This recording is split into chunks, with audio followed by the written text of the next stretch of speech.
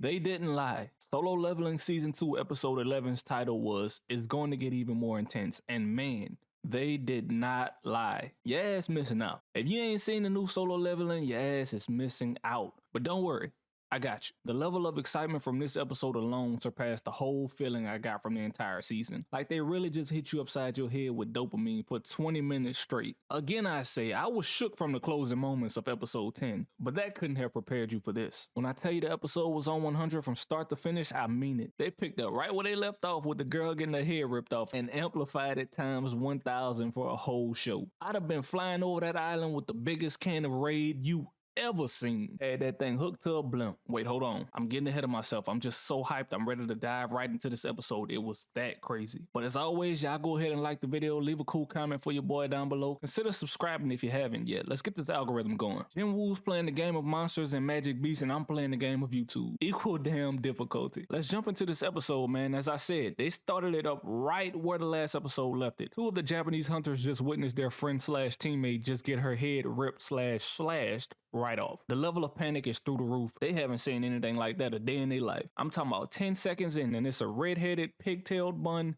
head rolling on the ground. Can it get any more intense? Yes. 10 more seconds and it's another decapitation. Everybody getting their damn head taken off. We 20 seconds into the show and that's two headless bodies.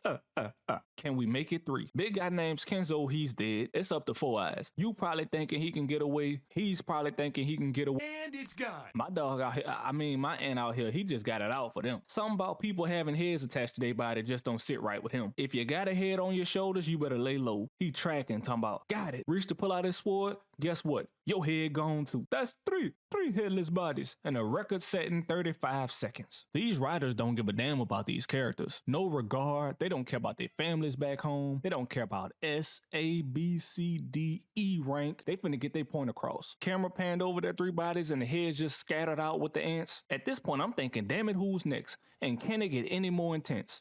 Yes. Intro in and out scene opens with the Korean S rank still pursuing the queen ant, the graceful hunter Cha. So elegant. What happens to her later in the episode is despicable. Stick around. They trekking on through this dungeon, tunnel, cave, hideout. Queen ant big chillin'. Beck says she with her personal guards and each are as strong as an S rank. But I'm confident in this team of Korean S rank hunters. Hell, everybody confident in them. It's finna be a wild ride though. Big time fighting coming up. Scene flips, another squad pulls up because comms from the Charlie team have been cut off, right? We all know what happened to them. $100 to whoever can find their heads.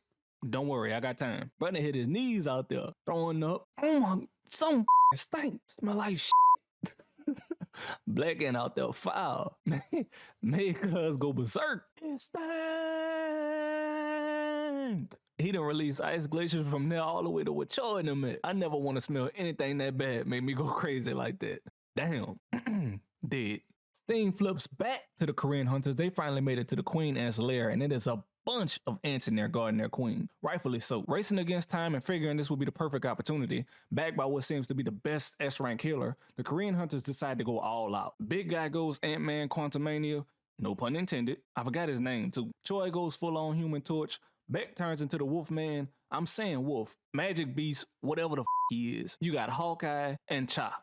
Elegant Cha. All this being reported live to the masses on twitch.tv. Cuz got the helmet cam in there risking his life for the content. Are you trying to get killed? That's what Byung-gu asked him. News exec in his ear, get closer man, we can't see. Typical of someone who ain't on the front line. Then Byung-gu lets off the line. If you pay attention in the episodes, they always say the episode's title at a point in it. So Byung-gu goes, it's going to get even more intense. Fighting in the flaming boss room of an S-rank dungeon filled with ants. Question is, can it get any more intense? Yes. The man ain't giving up that quick. What they thought this was? This is our house. Put it on the line for the queen. Oh, hell, the queen. Now, ultimately, the hunter showed off great power in taking that small army of ants down. I mean, in no means was it small, but in the grand scheme of things on the island, it really was only a fraction of them. Now, on to the queen. She was a tank. Without Byung-gu holding it down, it would have been over for them. Like Ben. Took a joint effort to take her down. She really was just shrugging everything off. That queen ant was built forward tough. Reading the room, she realized where this was headed, so she let out this massive cry for help. Everybody back to base ASAP. They whooping me. They then held her in place while the elegant Cha came and ripped her to shreds. Watching her go, you realize she's probably the one you would want to have on your side in a fight. Like she's a true assassin. I thought Levi Ackerman was out that way she was getting down on that end. Staying with the trend of the episode, Cha came flying down and cut the Queen Ant's head off. Seems to be the trend on Jeju Island, huh? Now everybody watching on the broadcast celebrating and popping bottles, but they just don't know what's in store for their mighty heroes. Fight's over, everything good to go, right? No. Can it get any more intense? Yes, because here comes the rest of the island's ants back to the base. It's almost time. They breached Choi's cage of fire he set up to keep all of them out. So he felt that and was like, uh-oh, ain't no way. They shouldn't be able to. Maybe not them, but something did. And that something was the Ant King. They better tuck their necks, because they finna be next. Then you know Cha got that bloodhound sense of smell. Bruh, and that tearing her nose up. She felt like old boy did in the beginning. Made her head drop to her knees. I don't know what he smelled like, but man, big guy starts walking toward Ant King like, we gotta take care of this. Dog, I paused it. I know you lying. He did not just do that. Unpaused it, then I was like, oh.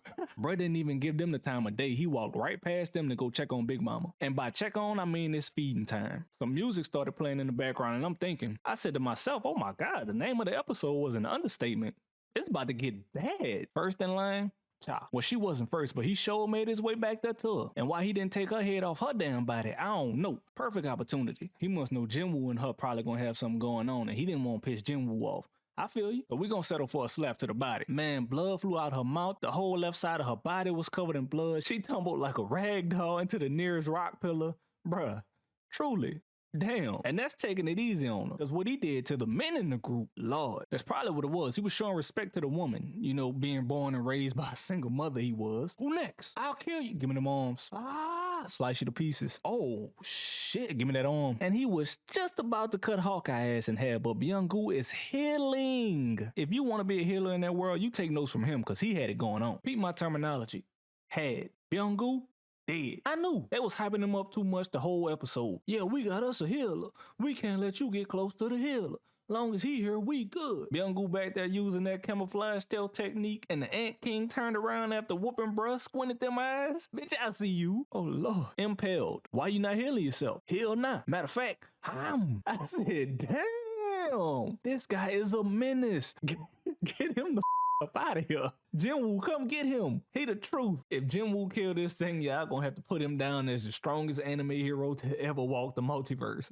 Cause man, Lord have mercy, he back on that timing. He done bit Byung-gu head off. This all happening too fast. This also means no more healing for the gang, so yikes. He bit his head off and went to speaking like a human. I'm pretty sure we all were like, okay, what can't this thing do? He copied Byung-gu last words, but his first words on his own were, oh, y'all weak. What a leader. Where your king at? He like, y'all killed the queen, so it's get back time. I need that. Matter of fact, I passed somebody on the way over there. He probably the one. It damn sure ain't child. Clean up crew, come finish this. I need a challenge. So he leave out looking for none other than Goto. I know damn well Goto ain't finna do nothing because Jin-woo was toying around with him in the sparring match. It's 4 minutes left in the show. Can it get any more intense? Yes. What we got time for? Let me see. Oh yeah, this was a funny part to me. Goto on comms with his team. They checking for the Charlie and Delta squads. They dead, we know that. But the Japanese leader come over the airwaves checking in like, what's going on? I thought we had a set plan. Goto like, yeah, things are crazy over here. Basically explaining the Korean hunters are in the Queen's quarters, but the disruption signal wore off, so now all the ants on the island going back to them in the dungeon. This snake ass, so what you think the survival rate is for them? Goto say 0%. Bro like, good, cool, y'all go ahead and come on back. I'm gonna go ahead and put the word in that shit just ain't work out. We tried though. The Korean hunters were just overwhelmed and we gonna send a second team in to finish the job. He got this whole narrative ready to fly and I'm like, damn, he really snaked them out like that. He like, this a win-win. The best Korean hunters are dead and Japan gets all the glory. The funny part is though, the only people that were dying were the Japanese hunters when it's all said and done. Like, y'all finna see. 2.5 minutes left. What else we got time for? Another beheading. That damn black ant is on a roll. I'm surprised Goto even stopped the attack. Ant King like, are you that king? Goto say, yeah, I'm the king. And I just know everybody collectively across the world that's watching Solo Leveling said, shit, you wish. Any moment now, Jin-woo. Ant King letting off this tremendous magical aura and now Goto shook like I felt this before. He talking about the main character, of course. Then his sword breaks. Could this mean they just did his death off camera or something? I don't know. In the meantime, in between time, it looked like 5 million ants running down on something. Bruh. Man, y'all ever hit an ant pile or something and saw all the ants running out? I'm talking about thousands. Could this be what the inside of an ant pile looks like? Did we shrink down to the quantum realm and get in the first-hand look? The inside of them ant piles probably look like castles. Anyways, the scene flipped back to Choi and them facing all these ants coming back to the queen's body. Surprisingly, no one's dead except for Byung-gu. Sad, right? He must have got them last little hills off before Ant King skedaddle. But Beck like, come on, Choi, man, crank up the heat. Choi and that bit one arm up. I'm giving it all I got. You crazy as hell. You think it get hotter than this? Looking at the bodies, anime characters go through some shit, huh? That's literally dead men walking. Like, look at these big old gashes and slashes on them. How are you alive? Especially with no healer. Any moment now, Jin-woo, it's just about over for them. And if you thinking what I was thinking, you just knew what was about to happen. Those shadows came shooting out from behind them and the knights came out. Stop those ant forces in their tracks. Bitch, I almost threw my phone, because that's what I was watching Crunchyroll on. Then the camera panned to Jin-woo sitting on top of Avengers Tower or something. He stood up then said, exchange. Oh my God. Bro, the cliffhangers, I can't do it. I knew it was going to be one because it was literally ramped up all episode. Then you check the time, it says like 4 minutes left or so in the show and it got slow all of a sudden. So I'm like, yeah, they getting to a point. But how long has Jin-woo been sitting his ass up there with a bag of popcorn watching them people die? That's that stuff I be talking about. I guess he just like to build their character or something. This is good development for them. Something to talk about. If I'm one of them hunters and I just so happen to miraculously make it back to safety, I would like to have a word with this dude, man. What type of game you playing? I mean, it's clearly a game, but you find an amusement in all this? Next episode's title is Are You the King of Humans? And if I'm not mistaken, that might be the season finale. I don't know. Either one or two more, not sure. Pretty sure it's one, but you know, whatever. We'll see. But the way I'm feeling about Solo Leveling is, man, I love it. This season has been paced extremely well. The build up to the Ant King was good. We've been with Jin-woo leveling up to a point to where he's almost godlike and nothing can seem to oppose him. Every time we see a new opponent, I'm like, could this be the one? And they all the furthest from. But this guy? I know he the one. The way he been getting down on this island, the whole next season might just be in one setting. 12 episodes of Jin-woo fighting the Ant King. Matter of fact, just make an hour-and-a-half movie and wrap that saga up. Aside from what's already in front of us, I'm so very curious to see just what exactly is Jin-woo's dad's role in the grand scheme of things. It's some storylines just lingering in the background that we need to see about. We knew Jin-woo wasn't gonna let them people die. It's too much development in them. On the other hand, them Japanese hunters just got here. Their ass expendable. But the Ant King don't care about none of them. I don't care about none of it, nigga. I'm a real nigga, boy. I'm a real nigga, boy. I'm a straight nigga.